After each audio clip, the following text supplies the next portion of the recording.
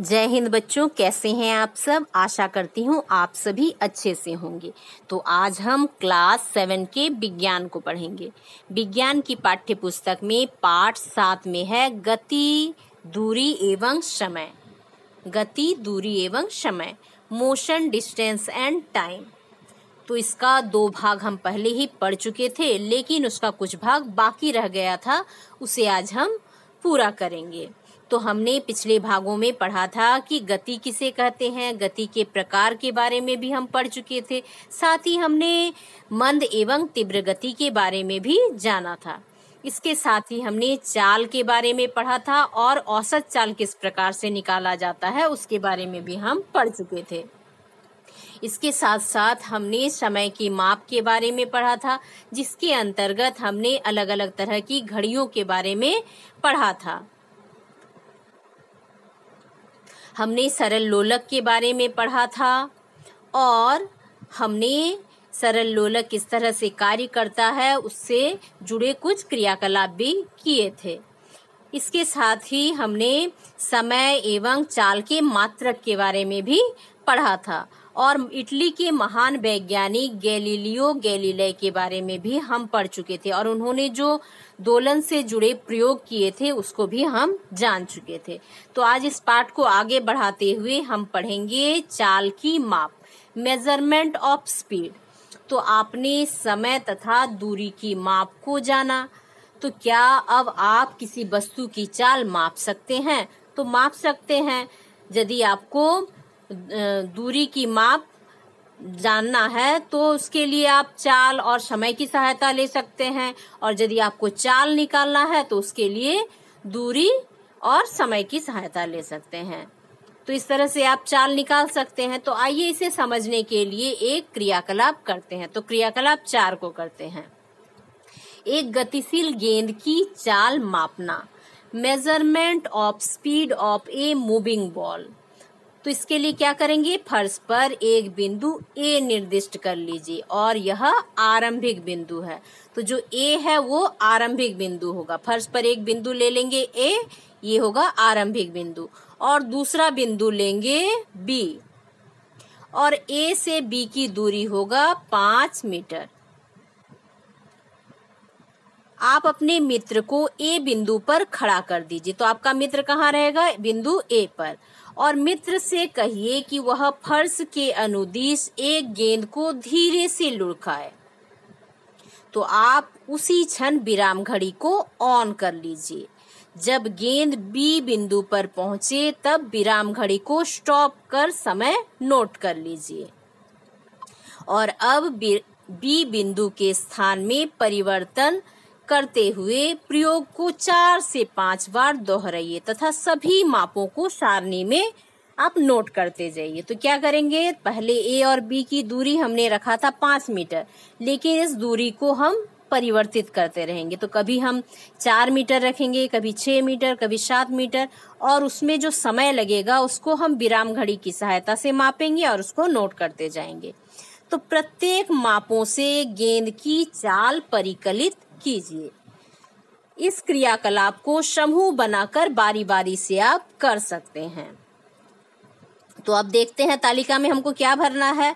तो गेंद द्वारा तय की गई दूरी, दूरी तय करने में लगा समय, और यहाँ पर प्रिंटिंग मिस्टेक है, इस जगह में ध्यान देंगे। यहाँ हो जाएगा चाल बराबर दूरी बट्टे समय, चाल बराबर हो जाएगा दूरी बट्टे समय। तो इसको सुधार लेंगे आप, यहाँ प्रिंटिंग मिस्टेक है, यहाँ हो जाएगा चाल बराबर दूरी बट्टे समय। ठीक है, आप इसको सुधार लेंगे और चाल निकालने के लिए इस सूत्र का प्रयोग करेंगे।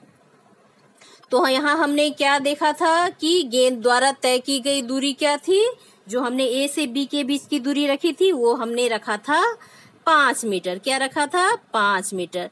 तो जब आप इस प्रयोग को करेंगे तब आप विराम घड़ी की सहायता से मापेंगे कि कितना समय लग रहा है, लेकिन मैं यहाँ अंदाजे बता रही हूँ कि दूरी तय करने में लगा समय मान लीजिए कि 1 सेकंड लग रहा है। ठीक है, तो 1 सेकंड जब दूरी लग रहा है तो यहाँ सुधार लेंगे, फिर से बता रही हूँ, चाल बराबर दूरी बट्टे समय होगा। ठीक है, तो चाल बराबर यहाँ पर दूरी बट्टे समय। तो आपको यहाँ क्या क्या पता है, आपको दूरी पता है और समय पता है। तो दूरी कितना है, 5 मीटर है, और आपका समय क्या है, 1 सेकंड का समय लगा।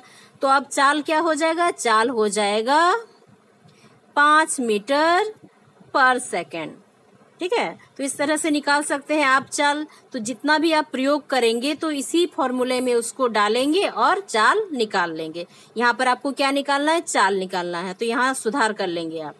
अब हम आगे देखते हैं। दूरी तथा लिया गया समय को ऊपर दिखाया गया है। तो यदि आपको किसी वस्तु की चाल ज्ञात है तो आप दिए गए समय में उनके द्वारा तय की गई दूरी भी ज्ञात कर सकते हैं। तो आपको केवल चाल को समय से गुना करना होगा। तो तय की गई दूरी बराबर क्या होगा, चाल गुना समय। तो चाल बराबर क्या था, चाल बराबर दूरी बट्टे समय था। और यदि आपको दूरी निकालना है तो हो जाएगा चाल गुना समय। तो इस तरह से आप सबको निकाल सकते हैं, दूरी भी निकाल सकते हैं, चाल भी निकाल सकते हैं। और आप अब आगे देखते हैं कि समय किस तरह से निकाला जा सकता है। तो आप यह भी ज्ञात कर सकते हैं कि दी गई चाल से चलने वाली कोई वस्तु किसी दूरी को कितने समय में तय करेगी। तो तय किया गया समय बराबर क्या हो जाएगा, दूरी बट्टे चाल। तो इस तरह से आप क्या निकाल सकते हैं, समय निकाल सकते हैं। समय के निकालने के लिए आपको क्या आवश्यक होगा, दूरी पता होना चाहिए और चाल पता होना चाहिए। तो यदि दूरी और चाल पता होगा तो उसकी सहायता से आप समय निकाल सकते हैं। तो इस तरह से हमें 3 सूत्र मिल गए। पहला है दूरी बराबर चाल गुना समय, समय बराबर दूरी बट्टे चाल, और चाल बराबर दूरी बट्टे समय। तो इस तरह से आप निकाल सकते हैं, दूरी भी निकाल सकते हैं, समय भी और चाल भी निकाल सकते हैं। अब आगे एक प्रश्न दिया हुआ है, उसको बनाते हैं और समझने का प्रयास करते हैं। तो यदि आप 10 मीटर पर सेकंड की चाल से 5 सेकंड तक चलते हैं तो आपने कितनी दूरी तय की। तो यहाँ क्या निकालना है, दूरी निकालना है। और आपको क्या दिया गया है, चाल दिया गया है। चाल क्या दिया गया है, पहले हम इसको लिख लेंगे।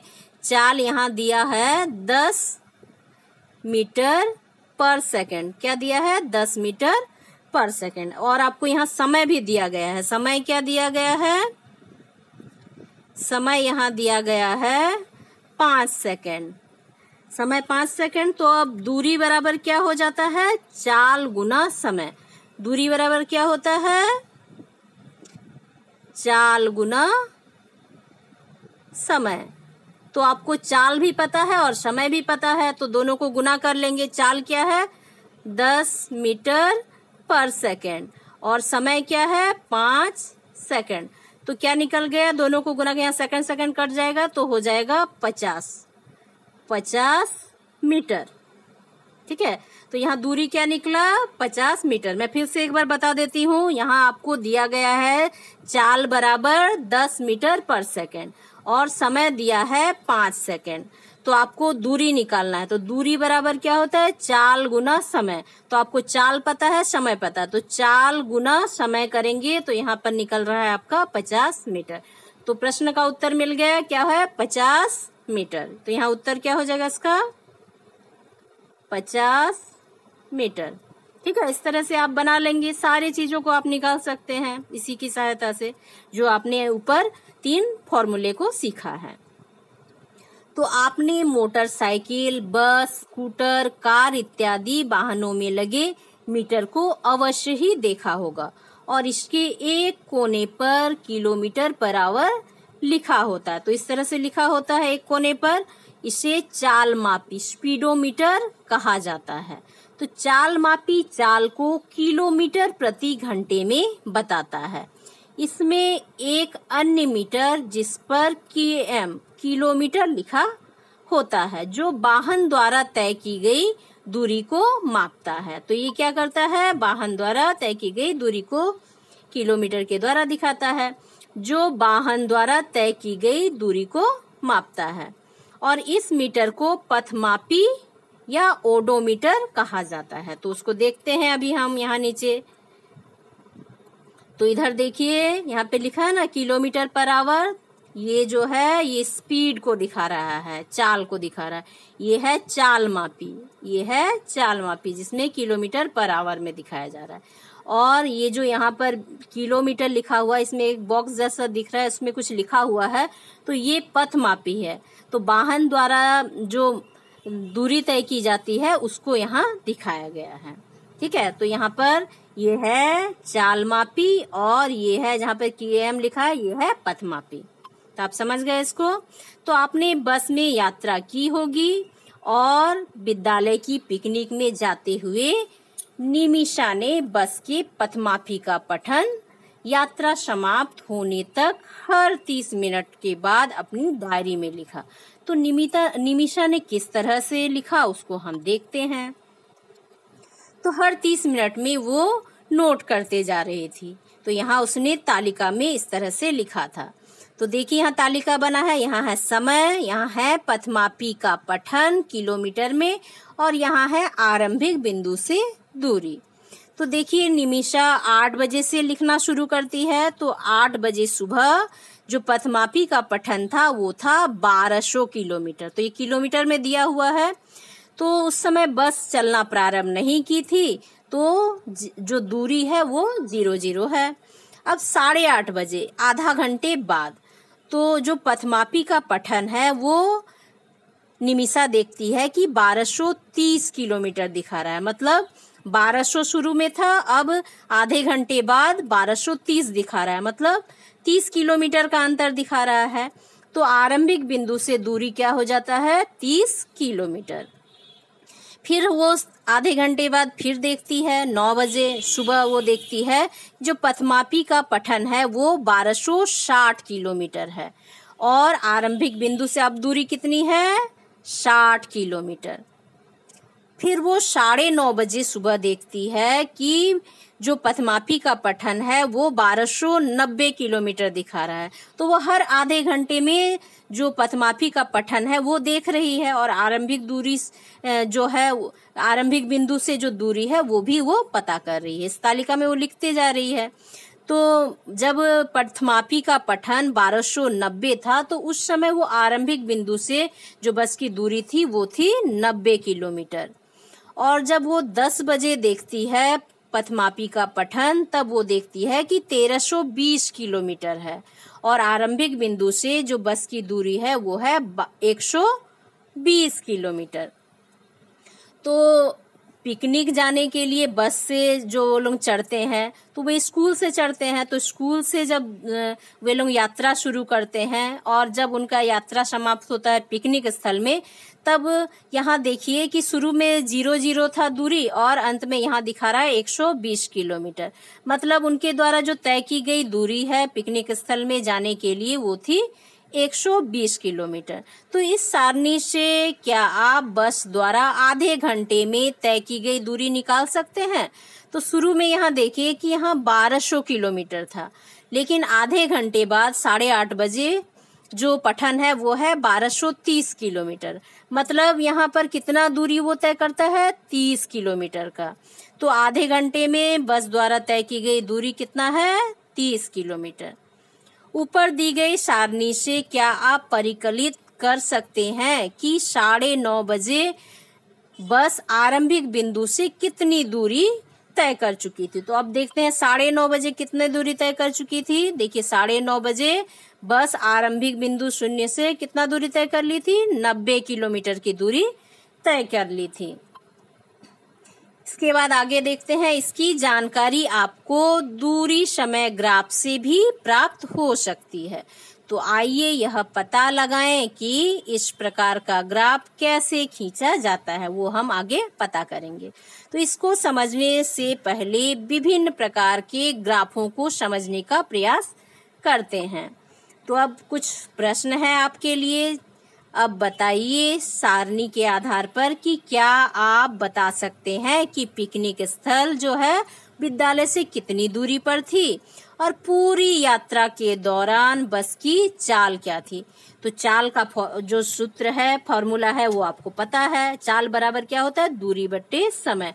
तो आपको दूरी भी पता है और समय भी पता है, तो उसकी सहायता से आप चाल निकाल सकते हैं। और अब देखते हैं कि जो बस है वो विद्यालय से जब छुटी और वहां से जब पिकनिक स्थल तक पहुंची तो उसने कितनी दूरी तय की थी। वही होगा विद्यालय से पिकनिक स्थल की दूरी। तो यहाँ देखिए 0 से शुरू होकर यहाँ कहाँ पहुंची थी, 120 किलोमीटर तक। तो जो पिकनिक स्थल की दूरी थी वो थी 120 किलोमीटर। निकल गया हमारा उत्तर। अब देखते हैं विभिन्न प्रकार के ग्राफ। तो आपने यह देखा होगा कि विभिन्न प्रकार के ग्राफों के द्वारा समाचार पत्रों, पत्रिकाओं आदि में आंकड़ा संबंधी सूचनाओं को रोचक बनाया जा सकता है और उसकी सहायता से जो आंकड़े हमें प्राप्त होते हैं वे हम आसानी से समझ पाते हैं। तो इसकी सहायता से हम किसी भी आंकड़े को आसानी से देख सकते हैं, उसको समझ सकते हैं और तुलना भी कर सकते हैं। तो यहाँ देखिए 2 राशियों में संबंध दर्शाने के लिए ग्राफ एक अच्छा माध्यम है। तो यहाँ दिखाया गया है मासिक घरेलू खर्च का स्तंभ ग्राफ दिखाया गया है। तो यहाँ देखिए जनवरी, फरवरी, मार्च, अप्रैल का जो बिजली बिल है, राशन व्यय है या पेट्रोल व्यय है उसको दिखाया गया है। तो जो बिजली बिल है उसको नीले रंग से दिखाया गया है, राशन व्यय को लाल से और पेट्रोल व्यय को हरे से दिखाया गया है। और इसमें हम तुलना भी कर सकते हैं। देखिए जैसे जनवरी में जो बिजली का बिल था वो 4 से ऊपर दिखा रहा है और उसके बाद फरवरी में जनवरी से कम हो जा रहा है, फिर मार्च में जनवरी फरवरी से अंतर दिख रहा है।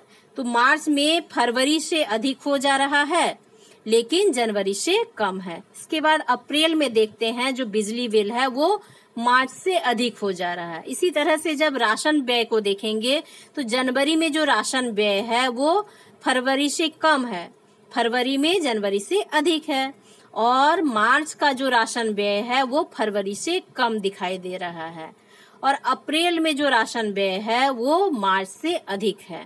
तो इस तरह से हम तुलना कर सकते हैं व्यय का। अब देखिए हरे रंग से दिखाया गया है पेट्रोल व्यय का। तो जो जनवरी में पेट्रोल का व्यय है वो 2 में दिखाया जा रहा है यहाँ पर। तो जनवरी और फरवरी का जो पेट्रोल व्यय है वो बराबर है। इसके बाद मार्च में पेट्रोल का जो व्यय है वो जनवरी फरवरी के कंपेयर में अधिक दिख रहा है। इसके बाद अप्रैल में जो पेट्रोल व्यय है वो जनवरी फरवरी मार्च तीनों महीने के कंपेयर में अधिक दिखाई दे रहा है। तो इस तरह से हम तुलना कर सकते हैं और समझ सकते हैं कि किस महीने कितना व्यय किया गया है, कौन से राशि पर कितना व्यय हुआ है। तो इस तरह से जो तालिका बनता है वो काफी रोचक होता है, उससे हम जानकारियां आसानी से इकट्ठा कर सकते हैं। अब आगे देखते हैं और एक ग्राफ दिखाया गया है, यहाँ है एक रेखीय ग्राफ। तो यहाँ देखिए नीले रंग से जो दिख रहा है ये है दूरी को दिखाया जा रहा है। तो यहाँ बिंदु बनाया जा रहा है और फिर उसको जोड़ दिया जा रहा है। तो इस तरह से रेखीय ग्राफ बनता है। अब यहाँ जो लाल रंग से दिखाया जा रहा है ये है समय को दिखा रहा है। यहाँ समय को दिखाया जा रहा है और यहाँ नीले रंग से दूरी को दिखाया जा रहा है और दोनों में तुलना इस ग्राफ की सहायता से आप कर सकते हैं। अब आगे देखते हैं। तो ये जो हमने 2 ग्राफ देखे तो इसके अलावा भी और भी कई तरह के ग्राफ होते हैं, जैसे पाई ग्राफ।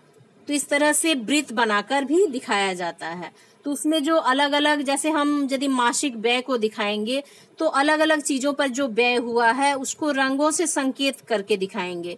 जैसे बिजली बिल के लिए हमने लाल दिखाया, राशन बिल के लिए हमने हरे रंग से दिखाया और उसको हम ग्राफ में उस रंग से दिखा सकते हैं।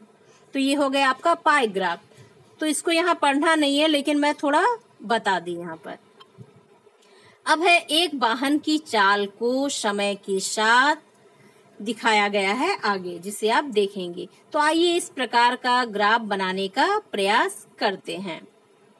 तो एक ग्राफ पेपर लेंगे और उस पर 2 परस्पर लंबवत सरल रेखाएं खींचेंगे। तो 2 परस्पर लंबवत सरल रेखा खींचेंगे जैसा कि आपको मैंने बनाकर दिखाया। ठीक है, अब क्या करेंगे, जो क्षैतिज रेखा है वो हो गया ये इधर x डैश, यहाँ पर O और यहाँ पर x।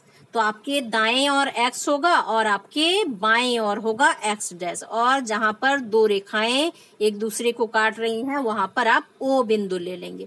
तो ये जो क्षैतिज रेखा है ये हो गया आपका x डैश OX। अब जो ऊर्ध्वाधर रेखा आपने खींचा उसको ऊपर की ओर आप y लिखेंगे और बीच में ये O हो गया और नीचे तरफ y डैश।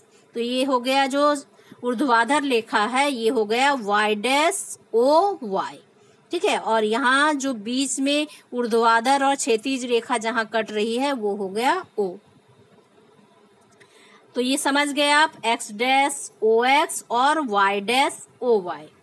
तो x डैश OX को x अक्ष कहते हैं और y डैश OY को y अक्ष। तो ये जो x डैश x हुआ ये हो गया आपका x अक्ष और ये जो y डैश OY है ये हो गया आपका y अक्ष। समझ गए? इसको और भी अच्छी तरह से समझने के लिए हम नीचे देखते हैं। तो देखिए ये ग्राफ पेपर में दिखाया गया है।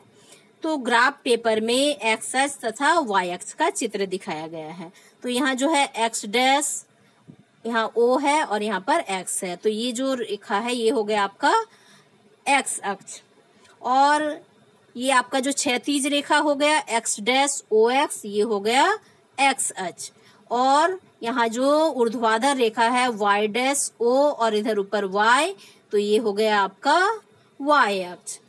तो ये दोनों एक दूसरे पर को जहां पर काटते हैं उस बिंदु को O मान लेते हैं। अब इसमें कुछ धनात्मक और कुछ ऋणात्मक संख्याओं को भी दिखाया गया है।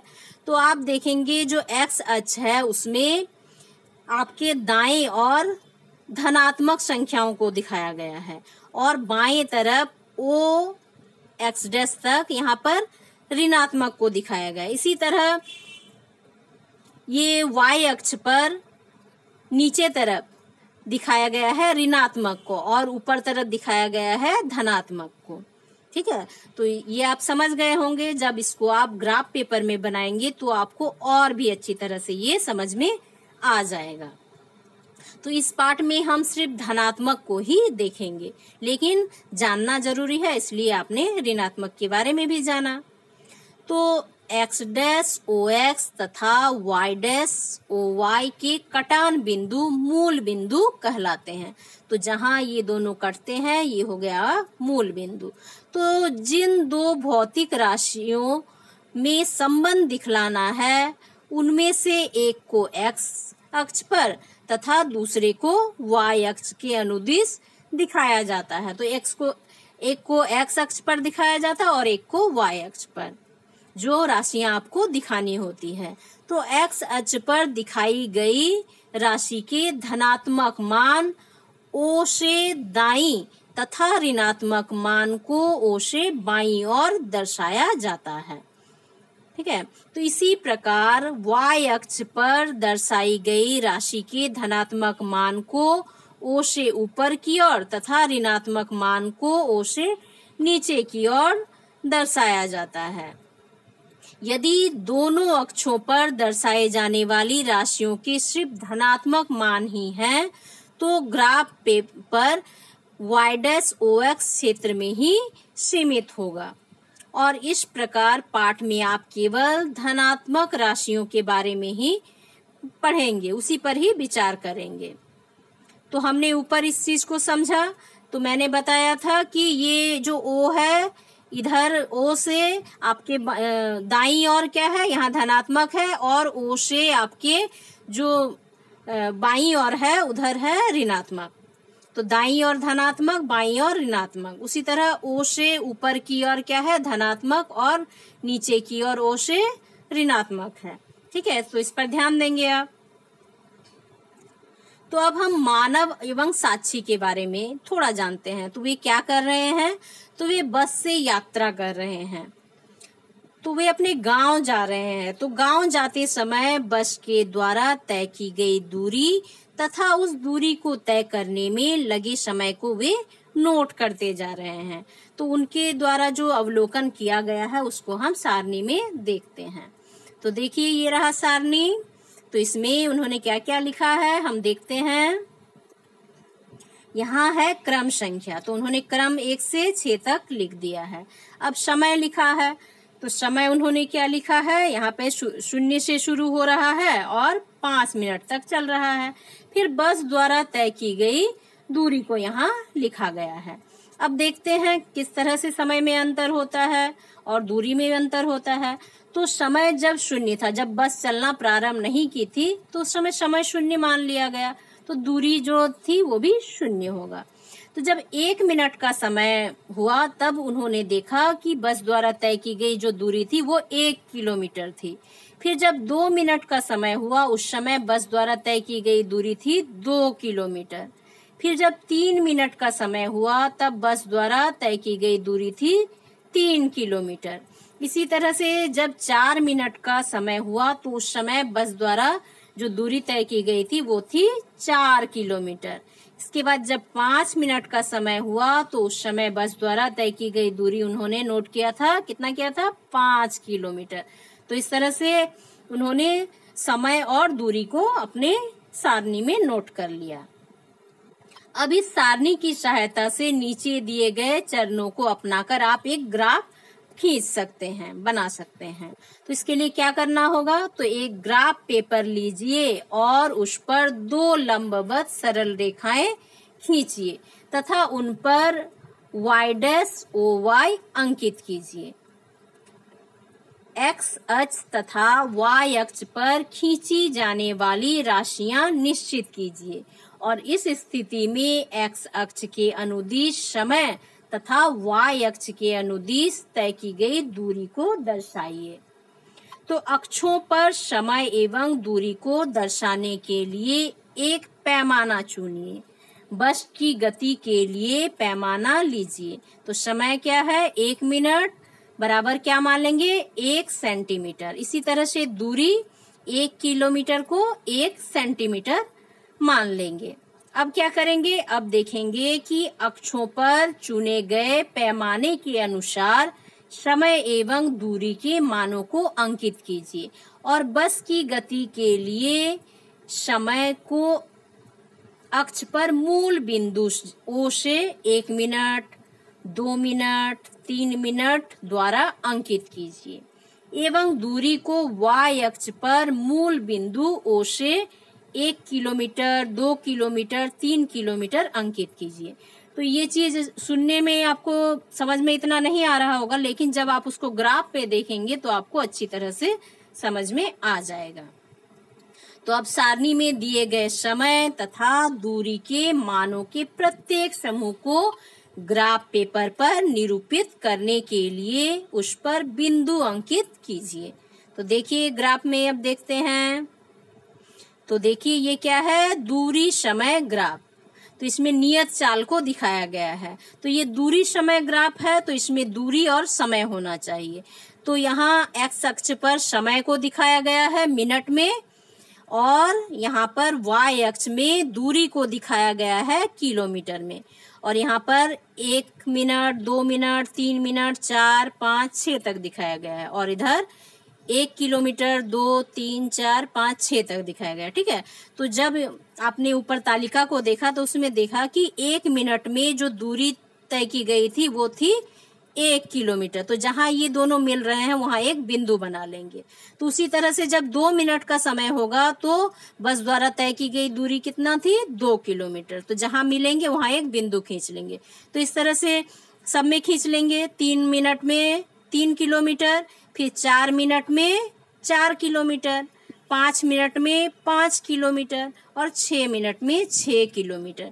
तो जहां जहां ये मिल रहे हैं उसको बिंदु बना लेंगे। इस तरह से रेखा आपको खींचना नहीं है, बस मैं यहाँ समझाने के लिए बता रही हूँ। तो आपको करना क्या है, जहां ये मिल रहे हैं वहां बस एक बिंदु बना लेंगे और फिर वहां सरल रेखा बनाएंगे। उन बिंदुओं को मिलाते हुए एक रेखा खींचेंगे। तो यहाँ देखिए एक सरल रेखा बन रहा है। तो इससे क्या पता चल रहा है, जो बस की चाल थी वो नियत चाल थी। नियत मतलब एक समान चाल थी।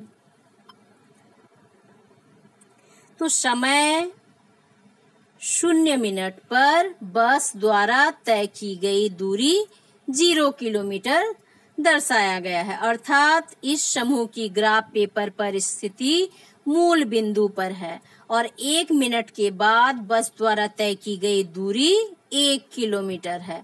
और इस प्रेक्षण समूह को अंकित करने के लिए x अक्ष पर 1 मिनट वाले बिंदु से y अक्ष के समांतर दोनों सरल रेखाओं के कटान बिंदु को गहरा कीजिए, जैसे मैंने अभी बताया।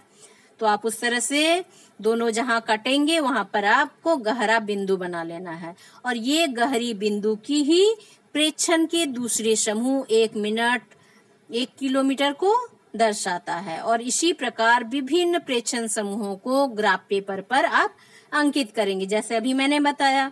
तो ऊपर के चित्र में दर्शाए अनुसार कटान बिंदुओं को मिलाइए और कटान बिंदुओं को मिलाने पर एक सरल रेखा प्राप्त होती है।